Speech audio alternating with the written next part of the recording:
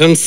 Thank you. So చాలా కాలం తర్వాత మీరు అన్నట్టు 11 సంవత్సరాల తర్వాత ఇలా మా ముందుకి వచ్చినందుకు, సో మీరు చేసినటువంటి ఆ క్యారెక్టర్ చూస్తే, అంటే మేము కూడా 90sలో కాలేజీ లైఫ్ అనుభవించిన వాళ్ళం కాబట్టి సో చాలా కనెక్టివిటీ ఉంటుందని చెప్పేసి మేము కూడా ఫీల్ అవుతున్నాము.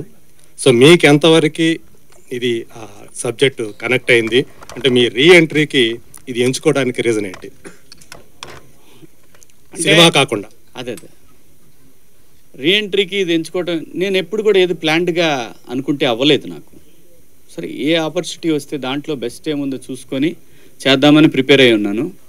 బట్ ఏంటంటే ప్రెస్ మీట్ పెట్టి నేను చేస్తాను, నాకు సినిమాలు ఇవ్వండి అని అడగటం నాకు ఇష్టం లేదు. తప్పని కాదు, ఎందుకు 96 ఫిలిమ్స్ చేశాను, మళ్ళీ ప్రెస్ మీట్ పెట్టి చెప్పి అడగాలి అంటే, ఇవాళ సోషల్ మీడియాలో ఆ తమ్నైల్స్ చూస్తే, తమ్నైల్స్ ఒక్కటి చాలు సూసైడ్ చేసుకోవడానికి.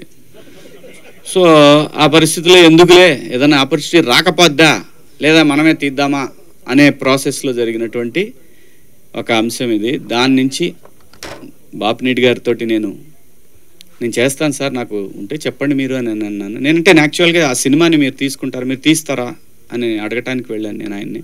ఎందుకంటే విన్ యాప్ అప్పుడే వస్తూ ఉందని చెప్పారు నాకు. సో ఆ సందర్భంలో ఒక 1.5 month తర్వాత ఆయన చెప్పారు, నితిన్ గారు కాల్ చేశారు. కాల్ చేస్తే కథ వింటానండి అని అన్నాను. వెబ్ సిరీస్ సార్ ఇది అన్నారు. నో ప్రాబ్లం, ఏదైతే మనకేంటి అని వెళ్ళి విన్నాను.